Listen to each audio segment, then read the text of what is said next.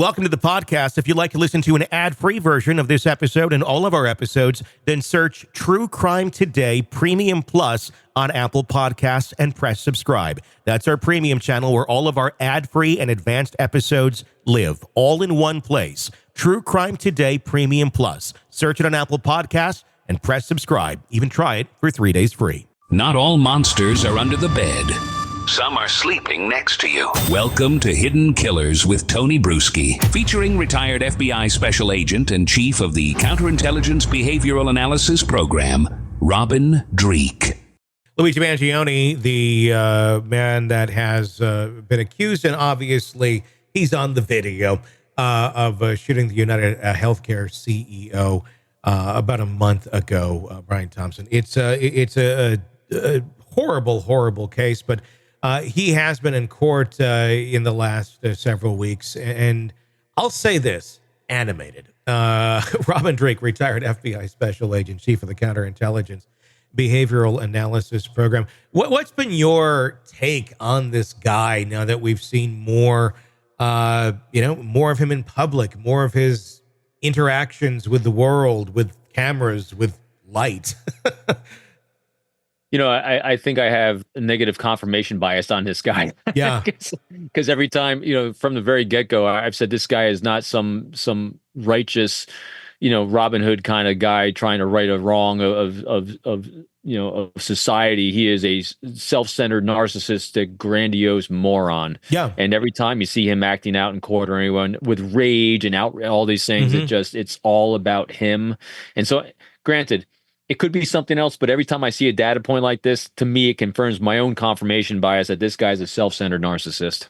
It's becoming far and far more evident. My question is, when will the rest of the world see it for what it is? I understand the rage that there is against healthcare companies. Nobody is very happy with them at all. Mm-hmm. I've been through hell with them. Many people have too. But the solution is obviously not what he did. But at the same point, this guy, it doesn't even have a story. He didn't even have any issues with the healthcare company. No. He just decided to take up this cause. I mean, I feel like he could have taken up pretty much any cause he wanted to and tried to be the Robin Hood of it.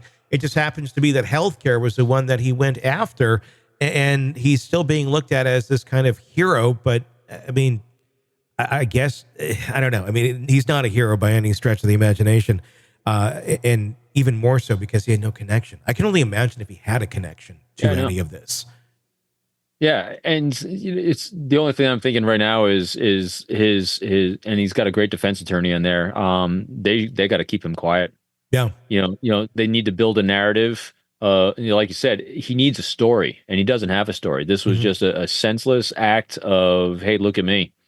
And here's what the really, besides the loss of life and the tragedy of everyone impacted by this, look what he actually could have done. I mean, because he does have this charisma about him from these wackadoo people. I hate saying those words, but he could have really done a lot of good if he chose to attack this in a different kind of way. Yeah. Especially with the resources of his parents behind him, especially since they're actually in this industry as well. I mean, just think about if he had actually channeled that energy, that grandiosity and his wealth, or at least his family's wealth, he could have actually made a big difference in this area. Instead, he chose to kill someone. Because he wasn't being paid attention to enough, and at least that's my conjecture on it.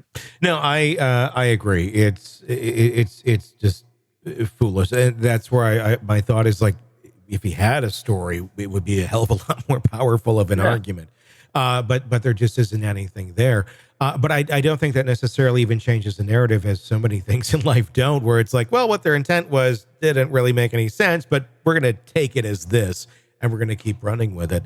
There's a lot of fear out there. And I mean, there's been arguments made.